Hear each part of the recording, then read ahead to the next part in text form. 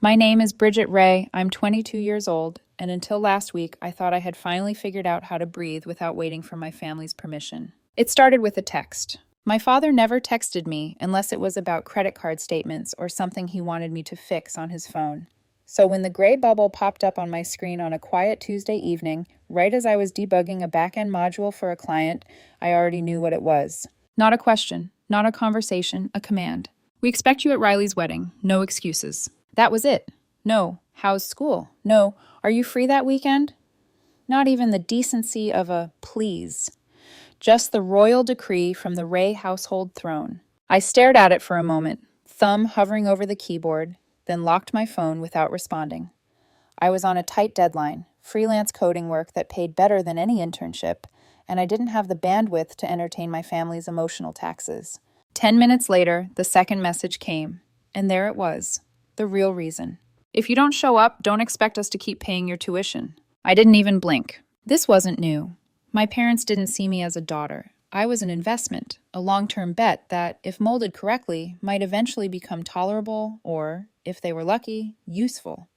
But never someone they were proud of. That was Riley's role. Riley Ray, the golden child, older by 3 years, former student council president, volleyball captain, business school princess with perfect teeth and a rise and grind mindset she wore like perfume. My parents adored her, not with normal parental affection, but with a kind of worship bordering on ceremony. Photos of her framed every wall. Her engagement ring had its own announcement video. Her LinkedIn updates were practically family holidays. And me? I was the quiet one. Too sarcastic. Too sensitive. Too different. They helped with some of my tuition, not out of love, but out of guilt. I'd earned a partial scholarship, worked 2 campus jobs, and still struggled to cover everything. They filled the remaining gap with conditions: holiday visits, forced family appearances, and now attendance at a wedding I wanted nothing to do with. I didn't hate Riley. I just didn't admire her. She treated me with lukewarm tolerance unless mocking me made her look funny. Once in high school, she introduced me at a party as my sister who does something with computers? I don't know. She just clicks all day. People laughed. That was Riley's superpower, making people feel like they were laughing with her while she aimed the joke at someone else. My father was worse. Pride was his weapon. If I got an A, he asked why it wasn't A+. If I landed a scholarship, he asked why I didn't get more. If I worked 2 jobs, he asked why I needed them. So when he said, "Be there or lose your funding," what he really meant was, "Perform for us, or we'll remind you who holds the leash." I didn't respond. Not that night, not the next, but guilt hung in the air like humidity. On Thursday, my mother finally called. "Sweetheart, don't make this a big deal," she said, voice dipped in false softness. "You know how important this is to your father, and Riley is really looking forward to seeing you." That last part was a lie. Riley wasn't looking forward to anything except the spotlight and the champagne fountain. I was a blurry extra in her wedding slideshow, an inconvenient sibling included out of social obligation. Still, I said, "I'll think about it." I wasn't thinking about if I'd go. I was thinking about how I'd go and what I would bring.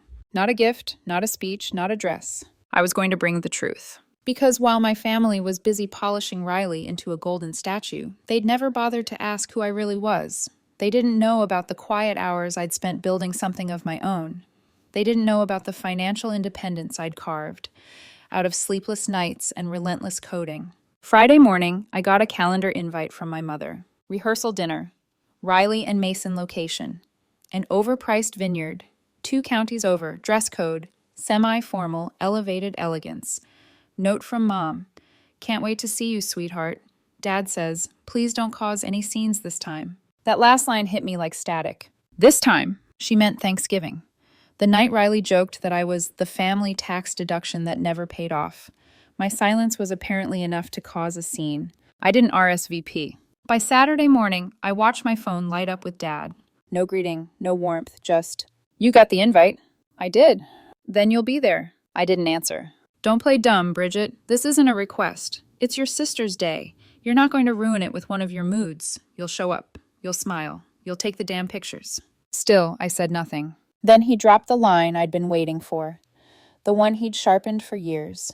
"If you embarrass us even once, I pull the tuition. You hear me?" There it was. Not love, not support, just leverage. I didn't get angry. I didn't defend myself. I just said, "Understood."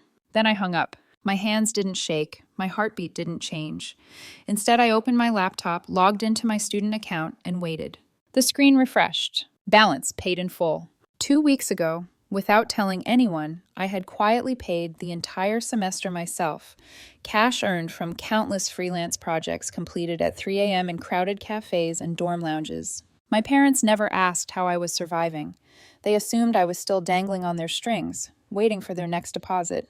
But what they didn't know, what they'd never bothered to know, was that while they were busy comparing me to Riley, I'd been building something they never saw coming. I shut the laptop, leaned back in my chair, and let the silence settle around me. They thought they could threaten me. They thought they still owned me. They had no idea I'd already slipped out of their grip. The flight home felt shorter than usual, maybe because my mind was already rehearsing every possible version of the weekend ahead.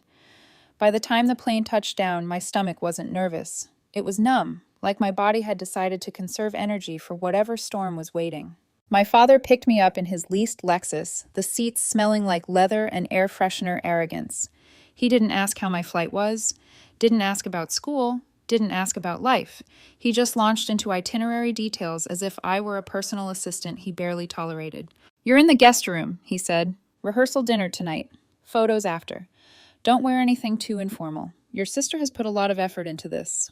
My sister. He said it like Riley had planned a diplomatic summit rather than her own wedding weekend. I stared out the window at the familiar neighborhoods blurring past, and for a second, I wondered if coming back was a mistake. But no, mistakes require intention. This, I reminded myself, was strategy, a controlled burn.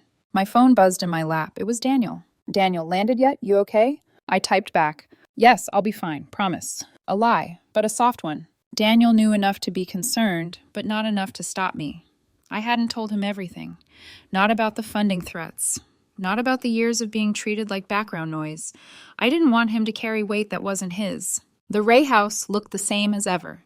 Too big, too polished, too staged. Like a family home designed by someone who had never sat on a couch for more than 3 minutes. My mother greeted me with a tight-lipped smile that pretended to be warm. "Oh, Bridget," she said, air kissing my cheek. "So glad you made it. Hurry now. Your sister wants the family ready for photos by 6. We have a timeline." A timeline. There it was again. Everything in this family had to be controlled, curated, presentable, even the emotions. I went upstairs to drop my bags in the guest room, the room that used to be mine until Riley's trophies and framed achievements slowly replaced any evidence I'd lived here. The walls were covered with her high school volleyball posters, her business school awards, glossy prints of her and Mason smiling like a toothpaste commercial. My existence had been erased to make space for Riley's highlight reel. I changed into a simple black dress, nothing flashy, nothing that would invite commentary. I tied my hair back, took one last steadying breath, and headed downstairs. The Vineyard was exactly the kind of place my parents loved. Overpriced, overhyped, and overflowing with people who pretended their lives were more glamorous than they actually were. Strings of lights wrapped around the pergolas. Guests held glasses of wine worth more than my entire meal budget last semester. Riley saw me before I saw her. She strutted over in a white rehearsal gown, hair curled into perfect spirals, makeup soft and glowing.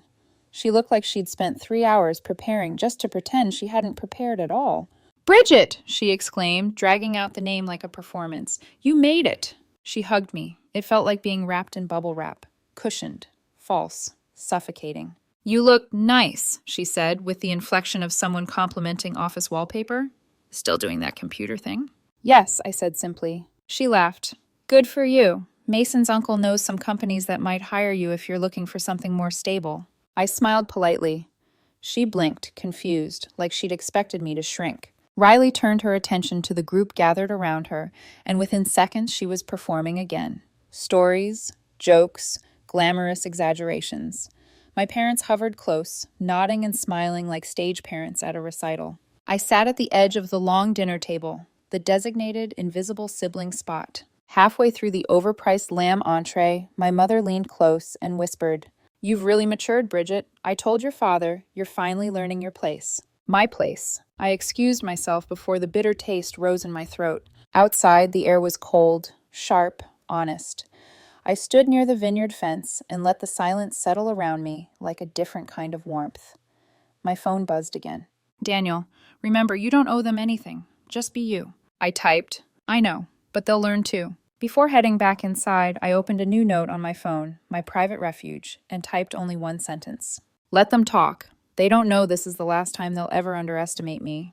When I slipped back into the dinner hall, something subtle had shifted. Not in the room, in me. Riley was still glowing. Mom was still performing.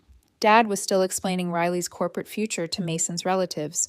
But I didn't feel outnumbered anymore. I felt awake. The morning of the wedding felt like waking up inside someone else's dream. Beautiful, polished, suffocating. Hair dryers whined behind closed doors. Garment bags hung from every doorway. My mother barked instructions like a general preparing troops for a royal parade. Riley floated through the hallway in a silk robe, glowing like she was born under professional lighting. Bridget, tuck that strand of hair behind your ear, she ordered as she breezed past. You'll be in the second row. Try not to look bored in the photos. I didn't answer. Silence irritated her more anyway. By noon, we arrived at the venue. A sprawling estate with manicured gardens, rows of white chairs, a violinist tuning near the altar. Everything looked like an Instagram ad for luxury wedding packages, starting at $19.99. Someone ushered me to my seat, second row, far left, visible but not noticeable. Exactly where they liked me. I sat down, hands folded, and scanned the crowd. Guests in pastel dresses, men adjusting ties, aunts taking pictures of flowers, Riley's friends buzzing around like stylists on a movie set. My phone vibrated in my clutch. Daniel, deep breaths. I'm here if you need me. I smiled at the screen, small, grateful. Cocktail hour began before the ceremony, which felt bizarre, but apparently it was part of the elevated elegance theme Riley had plastered across every detail. I stood near the rosé bar, quietly sipping sparkling water, when a woman I didn't recognize leaned toward me. You're Riley's sister, right? I nodded. She smiled warmly. I'm Ellie, Mason's cousin. We didn't get to talk much at the rehearsal dinner. Not much to talk about, I said lightly. Depends, she said. What do you do? For a moment, I hesitated. I'd rehearsed this answer 1,000 times for clients, but not for people who already assumed I was nothing. I'm a freelance developer, I said. Back-end systems mostly, workflow automation, custom tools, data integration. I work with mid-sized businesses and education nonprofits. Ellie's eyebrows shot up. Seriously? That's incredible. We've been looking for someone to rebuild our grant application portal. Do you have a card?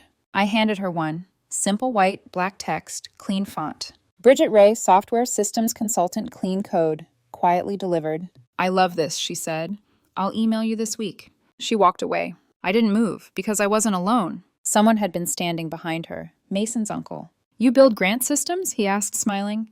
Ever work with government databases? I'm with the city. We've been needing someone like you. Before I knew it, he pulled 2 more people over. Someone in event management, someone who ran a private school, each of them curious, interested, engaged, respectful. By the time guests were ushered toward the reception tent, 3 people had asked for my website. One wanted my rate sheet. Another asked if I taught coding workshops. It felt surreal. Because while Riley was across the courtyard posing for pictures beside a vintage Rolls-Royce, people were starting to notice me, without Riley's shadow blocking the light. Inside the tent, the reception sparkled under golden chandeliers. Riley and Mason entered to applause, and Riley looked every bit the perfect bride, radiant, commanding, adored. Dinner passed in a blur of speeches and laughter I wasn't part of. I kept to myself, listening, observing. Riley performed gratitude like a seasoned actress, her smile glowing brighter every time the photographer pointed at her. Halfway through the evening, she approached my table. Her smile didn't reach her eyes. Bridget, she said softly, I heard you were networking earlier. People asked me questions, I said. Well, just try not to make today about you, okay? This is my wedding, not some tech seminar. She didn't wait for my response, but I gave her one anyway under my breath. It never is about me. Hours passed. Toasts were delivered. The best man recited beer-soaked college stories. Riley giggled at the appropriate moments.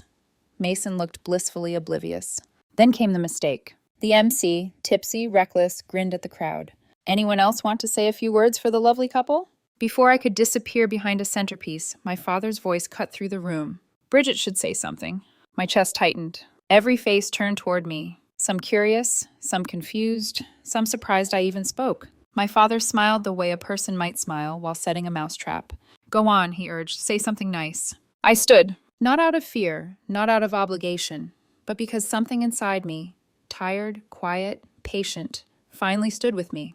I walked up to the mic. Hi, I began. I'm Bridget, Riley's younger sister. Polite smiles, a few nods. I don't have a funny story or a childhood memory that fits neatly into a speech, but I do have perspective. A ripple moved through the room, soft laughter, awkward, unsure. I've been the quiet one in this family for a long time, not because I had nothing to say, but because some people prefer the sound of their own story. I saw Riley's posture stiffen. Something inside me softened. My sister works in finance. My parents love telling people that, and that's great. Riley's accomplished, and we're proud of her. Riley smiled tightly. What they don't know, I continued, is that for the past 2 years, I've been running my own software consultancy. I design automation systems, build databases, integrate platforms. I have completed over 60 projects, all independently. The tent shifted, chairs creaking, whispers beginning, interest sharpening. And last month, I said, I paid my tuition in full, out of pocket, no help, no loans, no funding. Silence, pure, electric. My father cleared his throat, but I wasn't done. I'm not saying this to make anyone uncomfortable. I'm saying it because for a long time, I believed I wasn't enough, that I was the dependent one, the disappointment. I smiled. I'm not, I breathed in. I make more than Riley. It wasn't loud, it wasn't sharp, but it landed like a match strike in a dry forest. Gasps, wide eyes, forks frozen midair. Riley's mouth opened, but no sound came out. I handed the mic back to the MC and walked away. No flourish, no dramatics, just truth. Finally spoken. Finally heard. Behind me, the storm was beginning. The moment I stepped off the stage, the air around me changed. Not loudly, not visibly, but undeniably. A tension rippled through the reception like a sound only animals should hear, uneasy, instinctive, too late to stop. Riley stood frozen near the sweetheart table, bouquet trembling in her hand. Mason hovered beside her, eyes darting between us, like a man who'd walked into the wrong room at the wrong time. My father pushed back his chair, jaw clenched so tight I thought his teeth might crack. What the hell was that? Riley hissed, stepping toward me, barely keeping her voice below a shout. Her perfect bridal glow had cracked, sharpness bleeding through the surface. I turned to her, calm. Perspective. That was humiliating, she snapped. You couldn't let me have one day? One? You always find a way to make everything about you. I almost laughed. If Riley had ever known me, really known me, she would have realized how absurd that sounded. Dad grabbed her arm. Not here, he whispered harshly. Everyone is watching. But they weren't watching Riley. They were watching me. Mason's aunt passed me on her way to the bar. Just so you know, she murmured, that was the most honest speech I've heard at any wedding. And we really do need someone like you at our nonprofit. I nodded. Then someone else stopped me, and another. A few clapped quietly, hesitant but supportive. Others just stared, stunned. The illusion of the Ray family finally cracked open wide enough for the truth to breathe. Mom approached with that tight church lady smile she wore whenever the facade threatened to slip. Bridget, she whispered, what's gotten into you? I met her eyes, steady. What's always been in me. You're just hearing it for the first time. Her lips parted, but no words came. Dad stepped forward, voice low and shaking with controlled fury. You will leave now. I nodded once. Gladly. I wasn't angry. I wasn't triumphant. I wasn't anything they expected. I was free. I grabbed my clutch, buttoned my jacket, and walked out of the reception tent. The cold night air hit my face like honesty, sharp, refreshing, unapologetic. Behind the canvas walls, I could still hear the DJ scrambling to recover the mood, upbeat music clashing with thick embarrassment. My phone buzzed. 2 new emails, both from wedding guests. One wanted to book a school district integration project. The other simply said, "The confidence in your voice today was inspiring. Let's talk on Monday." I smiled. This quiet gravity, wasn't revenge. It was recognition. I ordered an Uber to a hotel 10 minutes away, a place with blackout curtains and white noise machines. I didn't bother telling my family I wasn't going back to the house. They didn't own that decision anymore. In the hotel room, I kicked off my shoes, loosened my hair, and ordered room service. Steak, rare. I ate in silence while answering emails like it was just another Friday, because in my world, it was. My phone buzzed again. This time it was Daniel. "Hey," he said when I answered. His voice was soft, warm, grounding. "I saw your text. How are you?" "I'm lighter," I said truthfully. He exhaled a relieved laugh. Good. You sounded like someone who finally stopped carrying something heavy. I lay back on the pillows, staring at the ceiling. I think I finally did. You don't have to prove anything to them, he said. You never did. I know, I whispered. But today, they finally saw me. Not because I yelled, but because I spoke. And I'm proud of you, he said. My throat tightened, not with sadness, but with something gentler. Gratitude. Something I didn't feel often growing up. We talked a few more minutes. About nothing. About everything. Then I hung up and let the silence settle over me like a blanket. I checked out early Sunday morning.